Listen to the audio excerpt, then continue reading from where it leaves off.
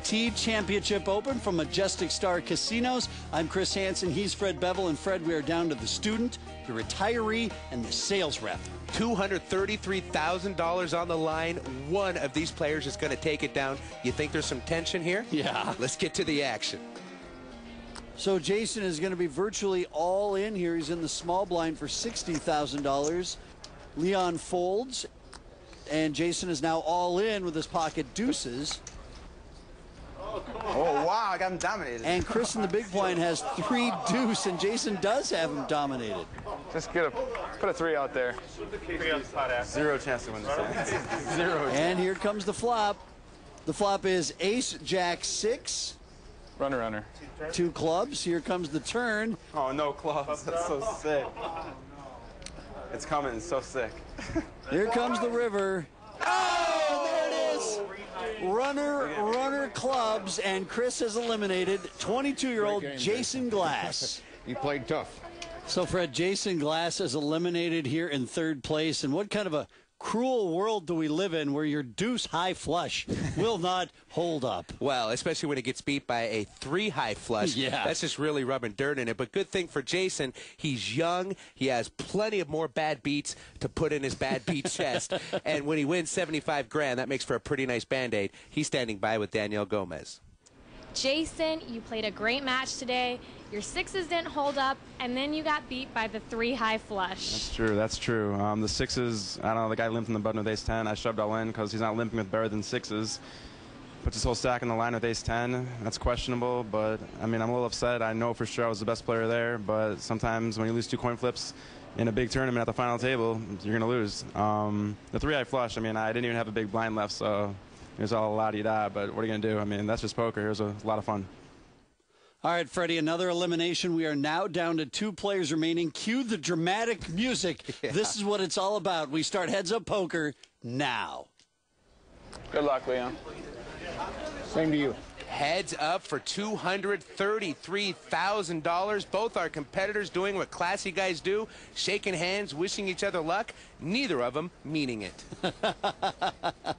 Go pick cards. Whole cam show that Chris starts our first heads-up hand with pocket 3s. Raise 200. You'll notice at home we've moved our players to the ends of the table for the big heads-up duel. King 7 for Leon. Call. And Leon will call. Sure enough, King 7, heads up. You're already invested in the pot. It's good enough to call. The starting hand requirements drop dramatically in heads-up play. You're really playing one-card poker. And the flop is 7-6 ace. Oh, that ace can be a little scary for both players. Let's see who's going to be more aggressive. Leon does have the best hand right now. He pairs his 7 and he bets 400,000. And Chris's pocket 3s see 3 overcards and 2 diamonds on the board.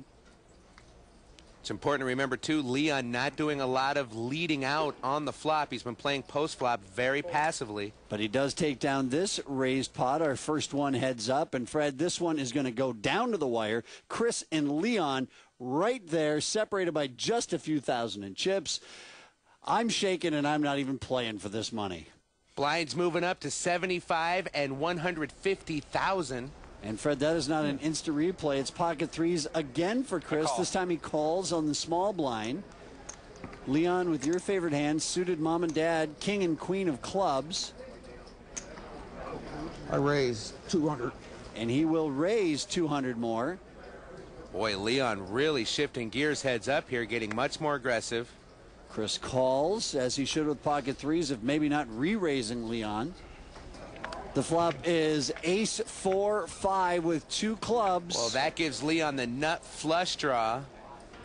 And it also gives Chris a gut shot wheel draw. Let's make it 300. Call.